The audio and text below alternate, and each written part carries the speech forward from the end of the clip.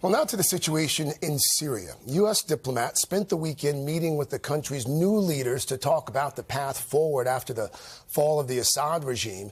They're also trying to find Americans detained in that country, including Marine turned freelance journalist Austin Tice.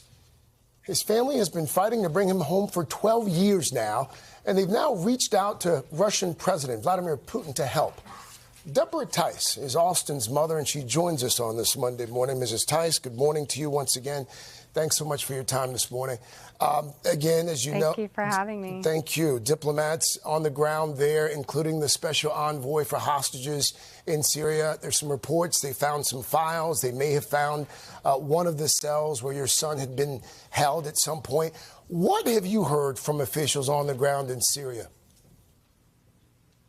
So, we are working with Hostage Aid Worldwide, and they have been on the ground pretty much for as soon as they could think about getting there.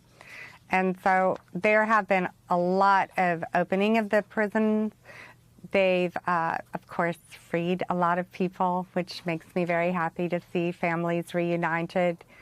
There are so many prisons, and then there's also, they are really meticulous about the files and filing and the information on the people in the prisons.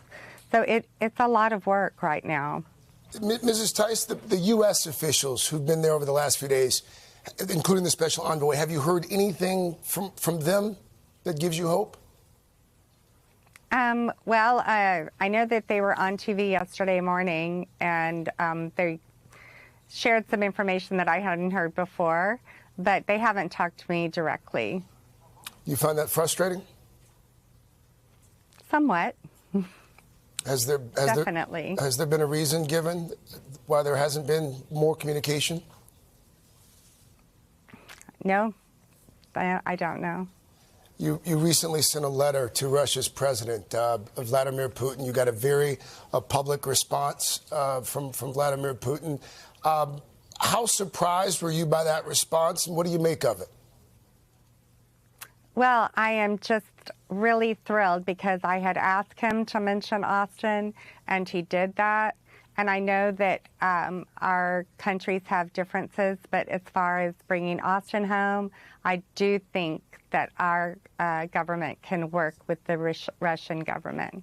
And as we know, Bashar al-Assad is in Russia now, so that puts him right in a place where Putin can talk to him directly. And so I'm really glad at the very positive response that Vladimir Putin gave. What led you to write that letter to President Putin? Being Austin's mom, just turning over every rock, just trying to figure out what can I do next, what more can I do, what can I do that's really different, what have I not done before. Until I have him in my arms, I'm just going to be really focused on that and really thinking about what can I do for my son to bring him home. Last week, one of our correspondents, Richard Engel, got access to a prison there in Syria where it is believed that your son may have been held 2 years ago. When you saw those images, Mrs. Tice, on that cell wall, did you think, yes, that my son was being held there?